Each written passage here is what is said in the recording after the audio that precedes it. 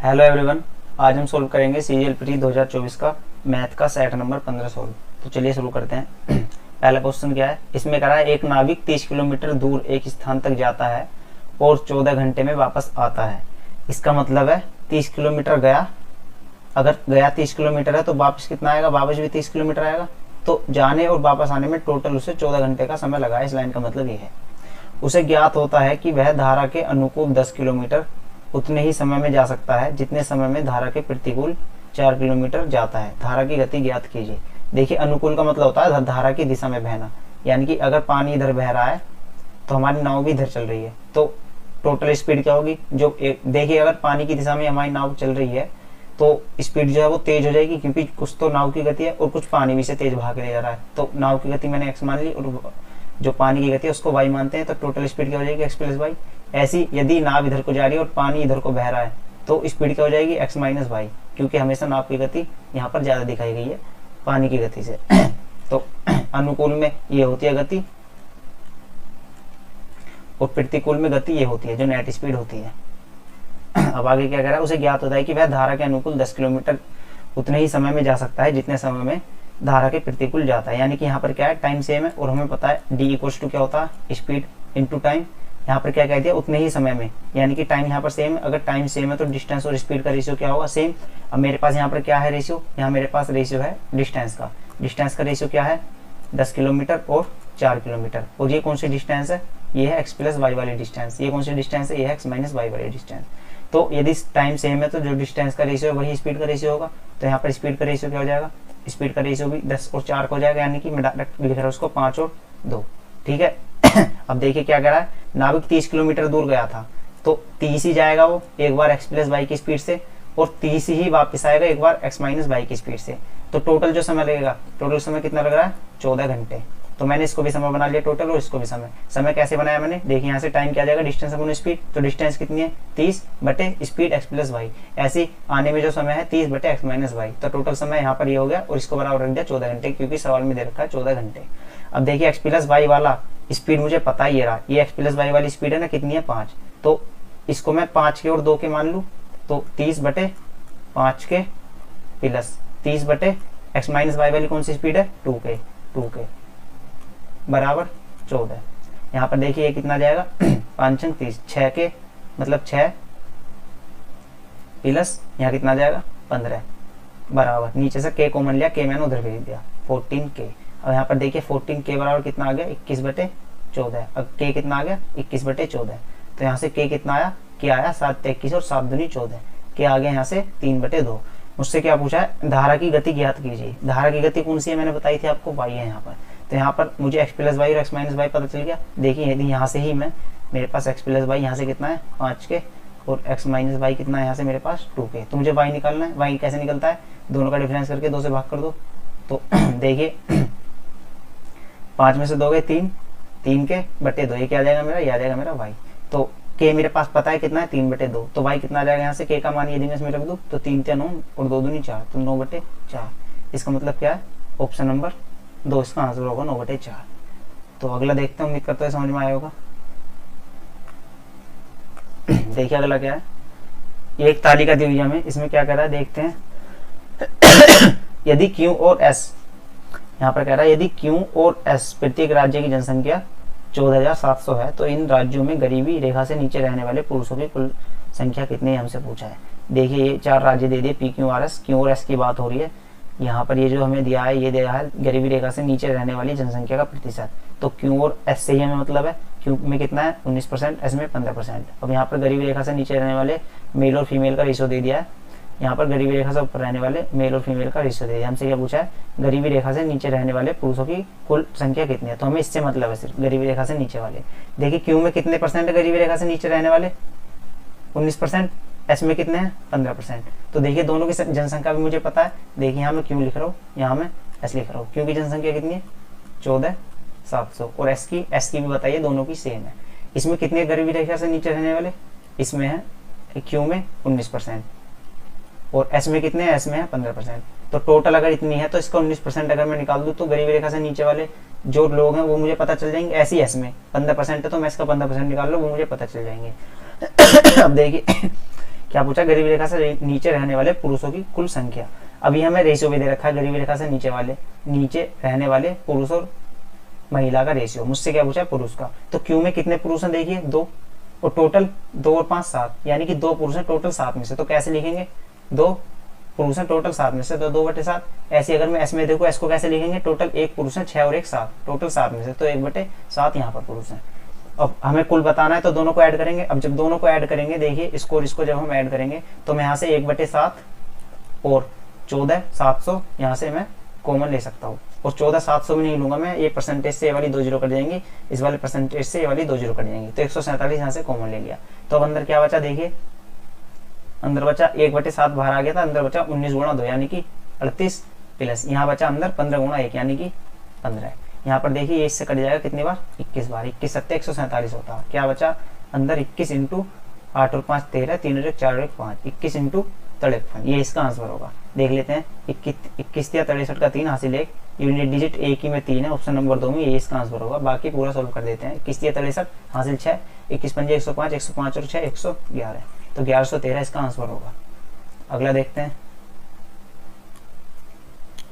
2 biscuit और 1 chocolate की कीमत 69 रुपये है। 2 चॉकलेट और 3 कप की कीमत 127 रुपये है। 3 बिस्कुट, 4 चॉकलेट और 2 कप की कीमत 229 रुपये है। देखिए 2 बिस्कुट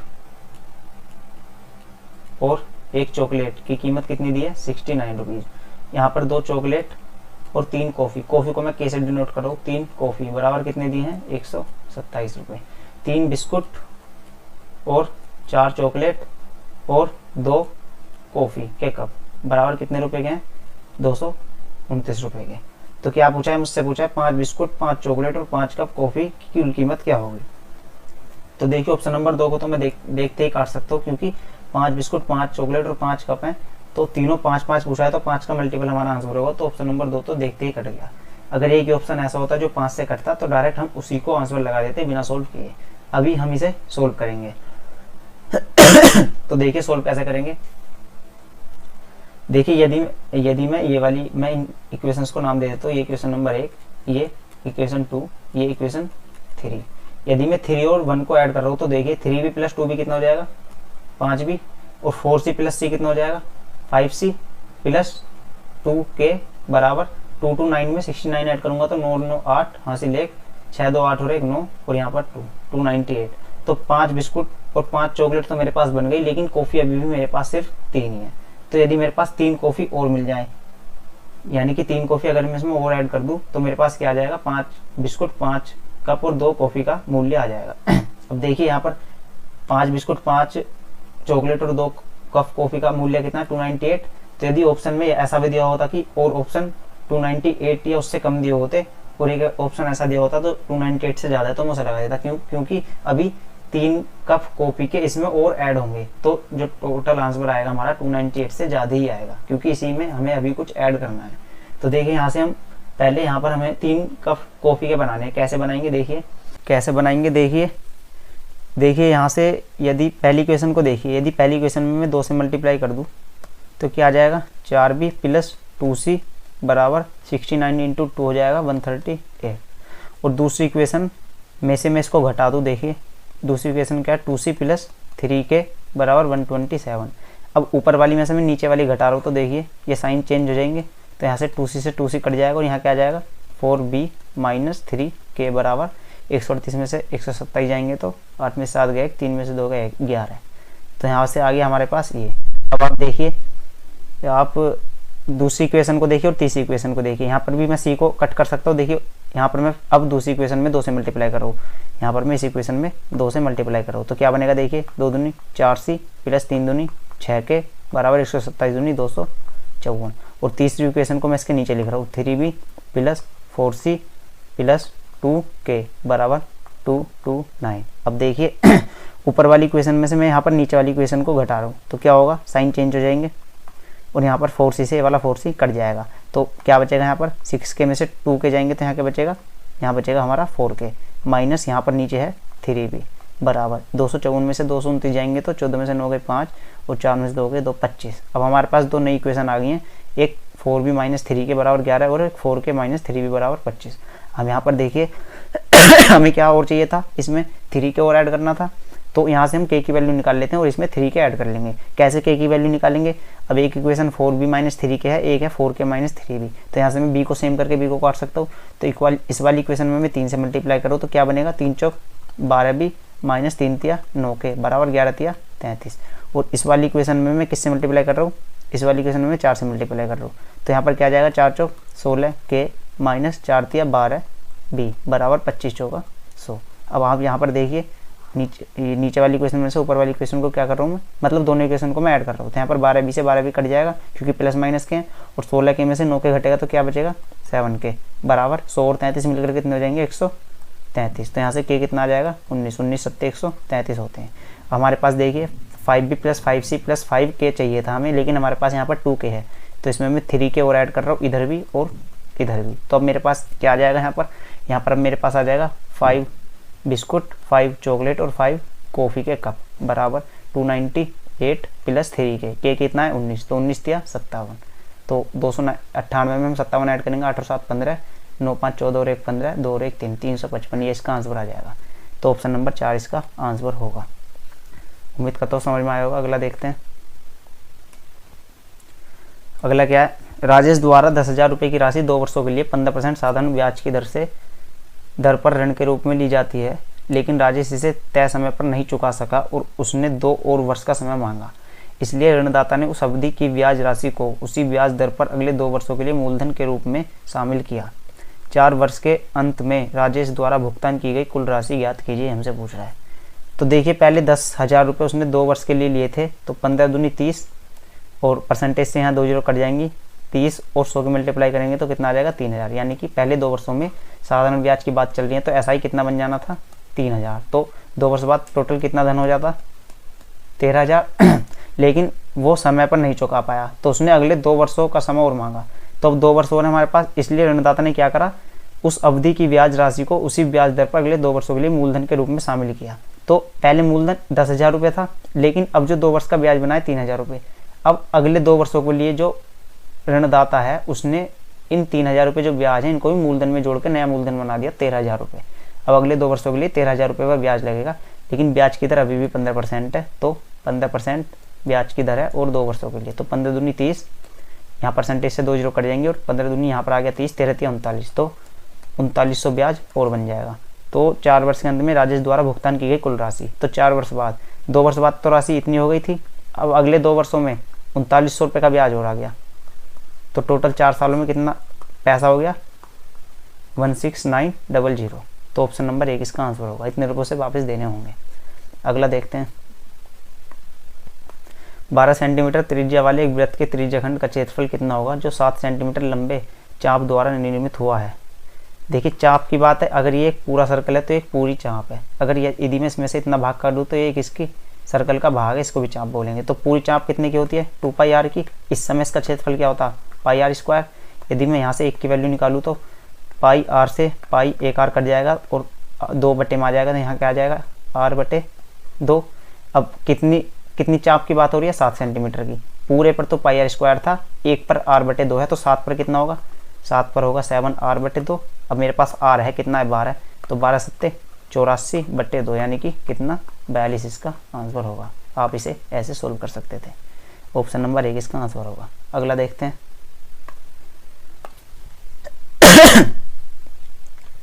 दो वृत्त जिनके केंद्र P और Q हैं, 2 बिंदुओं C और D पर प्रतिच्छेद करते हैं। एक ये वृत्त है बड़ा P है जिसका केंद्र, एक छोटा वृत्त है जिसका केंद्र है Q, एक दूसरे को C और D पर प्रतिच्छेद कर रहे हैं, यानी कि ये पॉइंट C है, यहाँ पर ये पॉइंट D है, इस पर प्रतिच्छेद कर रहे हैं। ए बी दोनों वृत्तों पर A और B द्वारा स्पर्श रेखा है, ए बी एक स्पर्श रेखा है। यदि ए डी बी बराबर 68 डिग्री, ए डी बी बराबर 68 डिग्री है तो ए सी बी का मान हमसे पूछा है। देखिए मैं इस फिगर को थोड़ा बड़ा कर लेता हूँ। देखिए ये वाला एंगल हमें दिया है, कितना दिया है, ये वाला एंगल हमें दे दिया 68 डिग्री। अब आप देखिए कहीं ना कहीं यहाँ पर एक सर्कल है और एक स्पर्श रेखा जा रही है, तो ऐसी सिचुएशन में कौन सी थ्योरम हमारे काम आती है, हमारे काम आती है अल्टरनेट सेगमेंट थ्योरम। तो हो सकता है उसी का यहाँ पर यूज हो, हम उसी का यूज यहाँ पर करके देखते हैं। तो देखिए मैंने इस पहले सी पॉइंट को यहाँ पर डी से मिला दिया। अब देखिए यहाँ पर एक स्पर्श रेखा जा रही है और ये इसकी जीवा है बड़े वृत्त की, तो अगर यहाँ पर थीटा एंगल बनना है अगर यहाँ पर थीटा एंगल बनना है तो अल्टरनेट सेगमेंट, एक सेगमेंट तो सर्कल का ये हो गया, इसका अल्टरनेट सेगमेंट कहाँ है, यहाँ पर हर जगह कितना एंगल बनाएगा, थीटा ही एंगल बनाएगा, यही होती है अल्टरनेट सेगमेंट थ्योरम। अब छोटे सर्कल को देखिए, इसकी जीवा क्या है BC, तो ये छोटे मतलब यहाँ पर स्पर्श रेखा के साथ अल्फा कोण बना रही है अगर, तो इसके दूसरे सेगमेंट में, एक सेगमेंट तो नीचे वाला हो गया, अब दूसरा सेगमेंट क्या है, ये बड़ा वाला इधर वाला, तो इधर कहीं पर भी कितना एंगल बनाएगी, इधर बनाएगी जितना यहाँ पर बना रही है स्पर्श रेखा के साथ, तो इधर भी कितना बनाएगी, अल्फा। अब यहाँ पर देखिए इस वाले त्रिभुज में ACB में एक एंगल थीटा है, एक एंगल अल्फा है, तो ये बचा हुआ C, ये कितना एंगल हो जाएगा, तीनों त्रिभुज का एंगल का सम कितना होता है 180 degree minus theta minus alpha यानी कि 180 माइनस थीटा प्लस अल्फा, ऐसे में से ब्रैकेट में लिख सकता हूँ। अब थीटा प्लस अल्फा मुझे पता है कितना है, देखिए ये पूरा एंगल कितना है 68 डिग्री, और ये पूरा एंगल वैसे कितना है थीटा प्लस अल्फा, तो थीटा प्लस अल्फा मेरे पास है कितना 68 डिग्री। तो मुझे यही बताना था ACB ये कितना है 180 माइनस थीटा प्लस अल्फा, यानी कि 180 माइनस 68 डिग्री, तो मेरा आंसर क्या आ जाएगा 180 माइनस 68 डिग्री, यानी कि 112 डिग्री मेरा आंसर होगा। आप डायरेक्ट ऐसे भी याद रख सकते हैं कि जब ऐसी सिचुएशन हो तो इस वाले एंगल का सम क्या होता है 180 डिग्री होता है, यानी कि ACB angle plus angle ADB बराबर क्या होता है 180 डिग्री होता है। आप ऐसे वैसे डायरेक्ट याद रख सकते हैं। तो इस क्वेश्चन का आंसर क्या है, देखिए इस क्वेश्चन का आंसर क्या है, इस क्वेश्चन का आंसर है 112 डिग्री।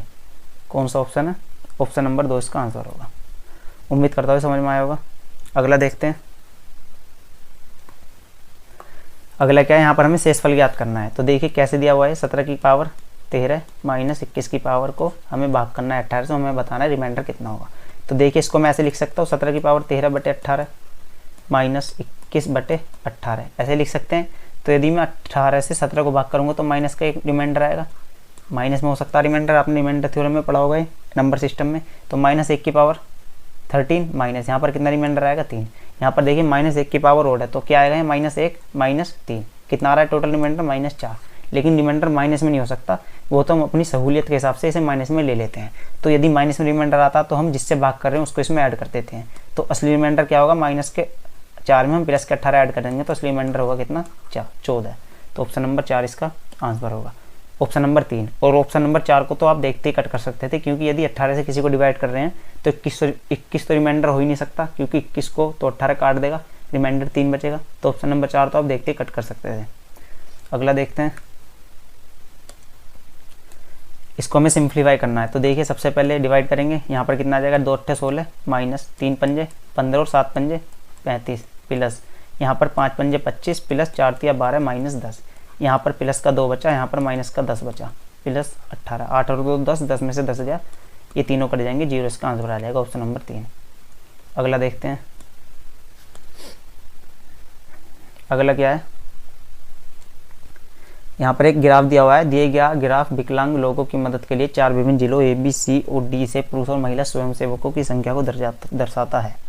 तो स्वयंसेवकों की कुल संख्या ज्ञात करनी है हमें। तो देखिए ये मेल और फीमेल की स्वयंसेवक की संख्या को ही दिखा रहा है ग्राफ हमारा, और हमसे कुल संख्या पूछी है। तो क्या करना है, सबको सिर्फ ऐड करना है। यहाँ पर कितना है 40, यहाँ पर 30, यहाँ पर 25, यहाँ पर 35, यहाँ पर 20, यहाँ पर है 30, यहाँ पर 45 और यहाँ पर है 25। सबको ऐड ही करना है, 40 और 30 70 तो यहाँ बन रहा है, यहाँ पर 60 बन रहा है, यहाँ पर 50 बन रहा है, यहाँ पर 70 बन रहा है। तो 70 और 60 130, 130 और 50 180, 180 और 70 कितना हो जाएगा 250। तो ऑप्शन नंबर इसका आंसर होगा 250। इजी क्वेश्चन था। अगला देखते हैं, किसी बेलन का वक्र पृष्ठ क्षेत्रफल दे रखा है। बेलन का वक्र पृष्ठ क्षेत्रफल क्या होता है 2πr/h। कितना दिया है हमें सवाल में 880। उसकी ऊंचाई और त्रिज्या का गुणनफल पूछा है। यहाँ पर हमारे पास है r और h, इसी का हमसे मल्टीप्लाई पूछा है। तो हमें सिर्फ पाई की वैल्यू यहाँ रखनी है 22/7 इंटू r इंटू h बराबर 880। देखिए 22 दूनी 44 से 88 जाएगा 2 बार, तो RH कितना आ जाएगा 7 दूनी 14 140। ये हमसे पूछा है, ऑप्शन नंबर 4 इसका आंसर होगा। और बेलन का क्या वॉल्यूम क्या होता है, वॉल्यूम होता है πr²h। और टोटल सरफेस एरिया क्या होता है 2πrh प्लस 2πr²। यहाँ से 2πr कॉमन ले लेते हैं, ब्रैकेट में बचता है πr प्लस h, ब्रैकेट में बचता है r प्लस h। अगला देखते हैं, घड़ी, एक घड़ी में मिनट की सुई 25 मिनट में कितने डिग्री का कोण बनाती है, ये हमसे पूछा है। तो मिनट की सुई जब 60 मिनट चल जाती है तो 360 डिग्री का कोण बनाती है, क्योंकि 60 मिनट में वो एक पूरा सर्कल पूरा कर लेती है। उस सर्कल का एंगल कितना होता है, 360 डिग्री। 25 मिनट में पूछा है हमसे, तो 1 मिनट में 6 डिग्री और 25 मिनट में 25 छिक्का 150 डिग्री, यानी कि 150 डिग्री को अब हमें पाई में बदलना। पाई में बदलने के लिए पाई बटे 180 से मल्टीप्लाई कर देते हैं। 25 3 से मैं काट रहा हूँ इसको, देखिए 30 पंजे 150, 30 छिक्का 180, यानी कि 5 पाई बटे 6 इसका आंसर होगा। कौन सा ऑप्शन है, ऑप्शन नंबर 4। अगला देखते हैं, 30 छात्रों के एक समूह 30 छात्रों के कक्षा एक परीक्षा देती है। 12 छात्रों के औसत अंक 62 हैं, 12 हैं, तो बाकी कितने बचेंगे, 18। तो ये किस रेशियो में है, 2:3 में। 12 का औसत दे रखा है 62, तो 12 का औसत के नीचे मैंने इसका औसत लिख दिया, बाकी का औसत दे रखा है 72, यानी कि 18 का दे रखा है 72। कक्षा के कुल औसत बताने हैं, यानी कि एलिगेशन यहाँ लगा सकते हैं। तो यहाँ पर देखिए जो रेशियो ऊपर है वही रेशियो नीचे आएगा इनका, जब ये निकल के आ जाएंगे तो इनके बीच का डिफरेंस कितना है, 10। इस 10 को ही हम 2 और 3 में डिवाइड करेंगे, यानी कि 5 की वैल्यू कितनी है, 10, 1 की वैल्यू 2, तो यहाँ पर 2 की वैल्यू कितनी हो जाएगी, 4। तो एक्चुअल में यहाँ पर 4 और 6 आएंगे। तो रेशियो देखिए अभी वो वही मेंटेन हो रहा है 2 और 3 का। अब आप देखिए 62 से बड़ा होगा और 72 से छोटा होगा, तो या तो 62 में 6 ऐड कर दीजिए जब यहाँ पर 68 आ जाएगा, या 72 में से 4 हटा दीजिए जब 68 आ जाएगा। तो 68 इसका आंसर होगा, ऑप्शन नंबर 2। अगला देखते हैं, m बराबर a sec a और y बराबर b tan a, तो b स्क्वायर m स्क्वायर, यानी कि इसका हमें मान बताना है, प्लस कोस a स्क्वायर का मान हमें बताना है। देखिए ऑप्शन में क्या क्या दिया हुआ है हमें, देखिए ऑप्शन में कहीं भी y नहीं दिया हुआ है, यानी कि इसका मतलब क्या है, सवाल का जो आंसर है वो y पर डिपेंड नहीं है। तो हम क्या कर सकते हैं, यहाँ पर y को हम 0 कर सकते हैं। देखिए यदि हम y को 0 करेंगे तो यहाँ से a बराबर क्या आ जाएगा, 0 डिग्री। यहाँ से हमने अगर y को 0 करा तो b भी इधर जाके 0 हो जाएगा, और tan a बराबर 0, यानी कि a बराबर 0 डिग्री। अब यहाँ पर देखिए जब मैंने y को 0 करा तो ये पूरा 0 हो गया और ये पूरा 0 हो गया। अब मेरे पास बचा क्या, सिर्फ b square m square plus cos square a, यानी कि अब सिर्फ मुझे इसका आंसर बताना है। अब देखिए यदि a बराबर 0 डिग्री आ गया तो मैं यहाँ पर a बराबर 0 डिग्री रखता हूँ, तो m बराबर a sec a, यानी कि m बराबर a sec 0। sec 0 का मान क्या होता है, जो cos 0 का होता है, और cos 0 का मान क्या होता है, a 1, तो sec 0 का मान भी क्या हो जाएगा, 1। तो m बराबर क्या आ गया यहाँ से, a। अब यहाँ पर देखिए मैं मान रखता हूँ यहाँ पर b square m square, m की जगह मैं क्या रख सकता हूँ, a, तो इसकी जगह क्या आ जाएगा, a square plus cos square a कितना है, 0 डिग्री, और कोस 0 का मान क्या होता है, 1। तो इसका आंसर क्या आ जाएगा, a plus a square plus b square, यानी कि ऑप्शन नंबर 4 इसका आंसर होगा। आप इसे ऐसे इजीली सोल्व कर सकते थे। अगला देखते हैं, 2 पाइप प्योर की एक टंकी को 36 और 45 मिनट में भर रहे हैं, 36 और 45 मिनट में भर रहे हैं, दोनों भरने वाले पाइप हैं। तो यहाँ से मैंने एलसीएम मान लिया इनका, जो कि टोटल क्षमता होगी टैंक की 180, तो इसकी एफिशिएंसी 5 आ गई, इसकी एफिशिएंसी 4 आ गई। दोनों पाइप एक साथ खोले जाते हैं तो टंकी को भरने में कितना समय लगेगा, दोनों पाइप मिलके 5 और 4 9 भरेंगे 1 मिनट में, तो 180 को भरने में 2 दूनी 18 20 मिनट का समय लेंगे, यानी कि ऑप्शन नंबर 2 इसका आंसर होगा। अगला देखते हैं,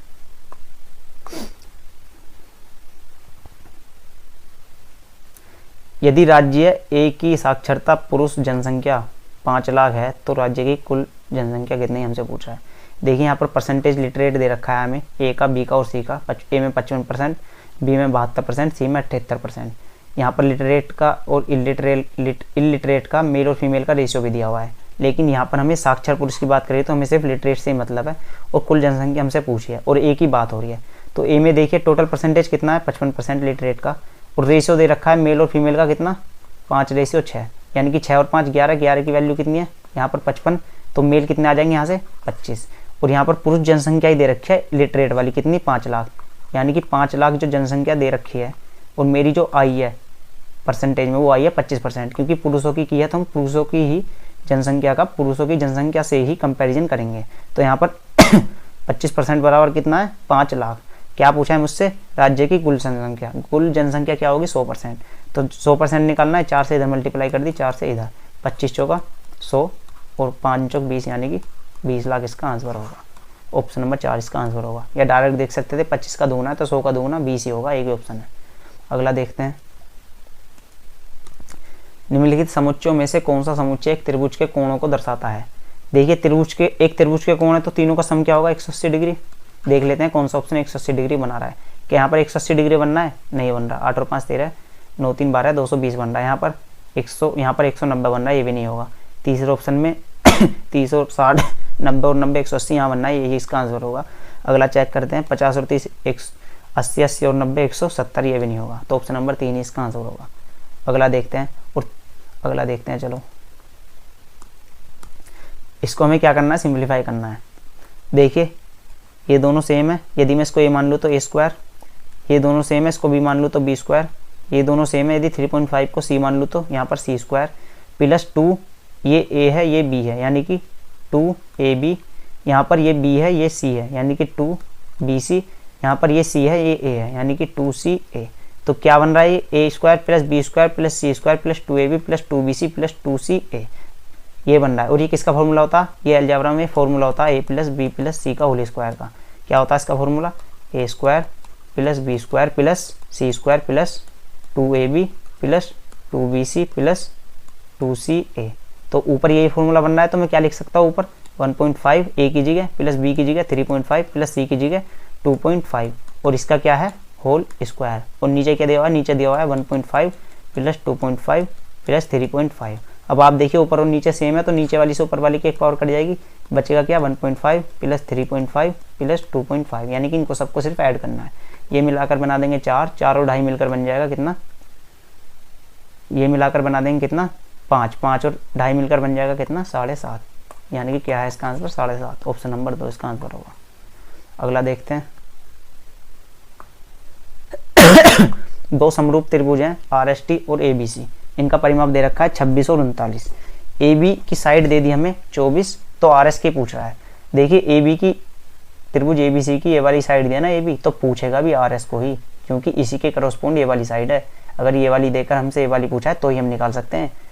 तो यहाँ पर देखिए किस रेशियो में है परिमाप, 13 दूनी 26 और 13 तिया 39, 2:3 में। तो इनकी जो 1 डायमेंशनल चीज़ें हैं सारी वो 2:3 में ही होंगी, और 2 डायमेंशनल चीज़ें इनका स्क्वायर हो जाएगा 4:9 में होंगी। तो यहाँ पर देखिए AB कौन से त्रिभुज की है, दूसरे त्रिभुज की ABC की। तो दूसरे त्रिभुज की जो 1 डायमेंशनल चीज़ है, AB क्या है एक लेंथ है 1 डायमेंशनल चीज़ है, तो 3 के रेशियो में होंगी, वो 3 8 24 यानी कि 8 गुना है। तो पहले त्रिभुज की चीज़ें 2 रेशियो में यानी कि 8 दूनी 16 यानी कि 16 हो जाएगी इसकी RS साइड, यानी कि ऑप्शन नंबर 1 इसका आंसर होगा। अगला देखते हैं कल्याण अपनी आय का 80% खर्च करता है।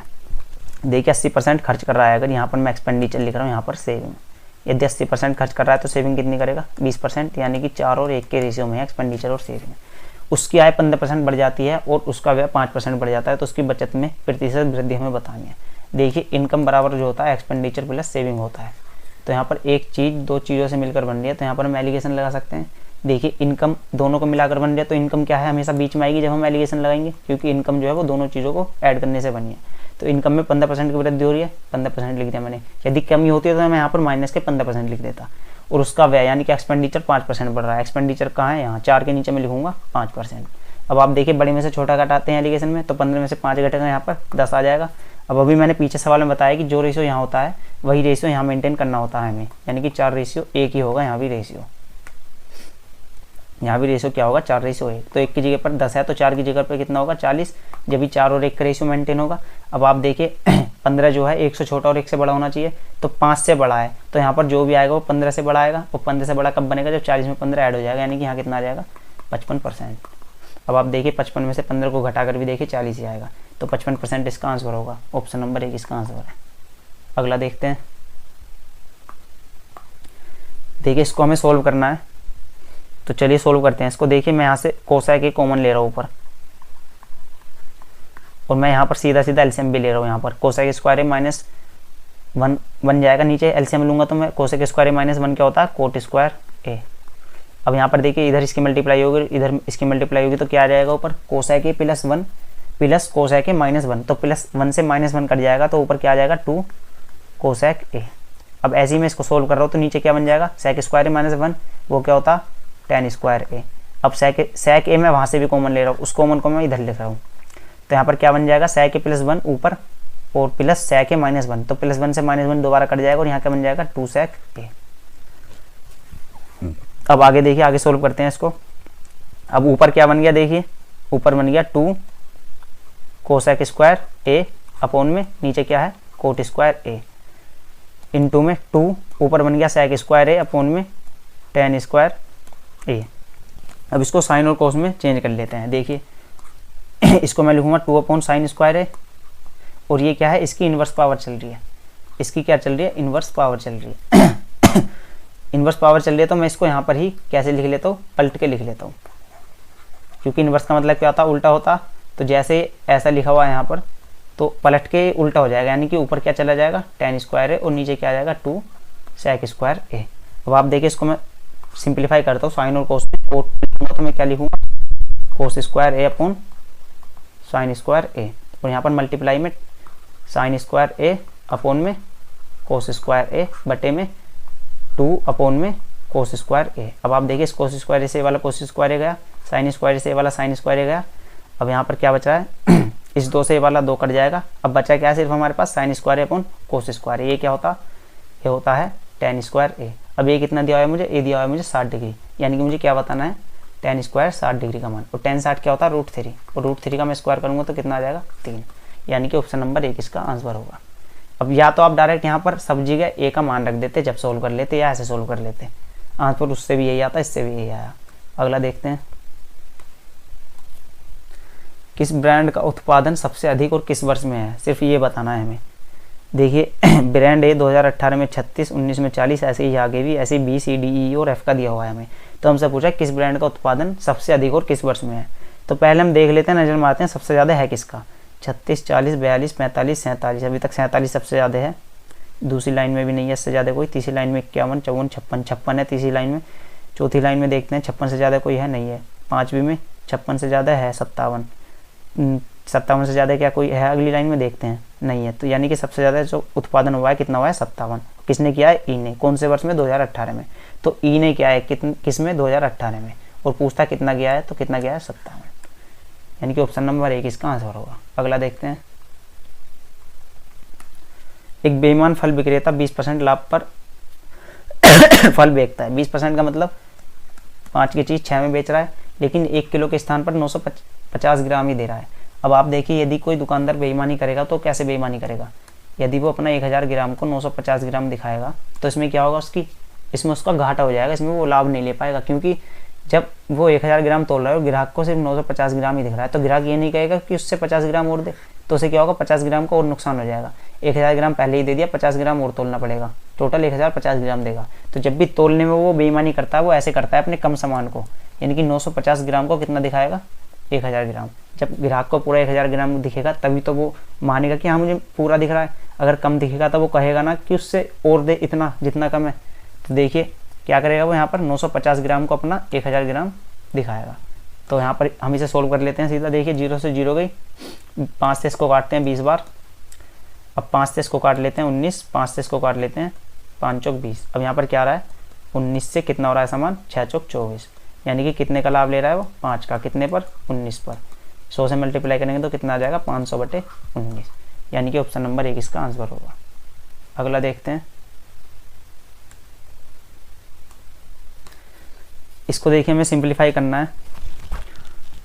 तो देखिए इस वाले ब्रैकेट को देखिए, इसे मैं h + g भी तो लिख सकता हूँ।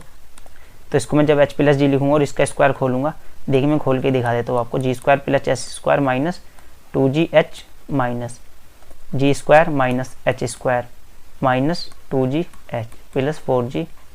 देखिए इसको मैंने सोल्व करा तो क्या होता है, a माइनस बी का whole square, a² + b² minus 2ab, वही मैंने खोला, a² + b² माइनस 2ab। अब इसको ऐड कर, इसको सोल्व करूंगा तो इसका स्क्वायर क्या होता है, a² + b² प्लस 2ab।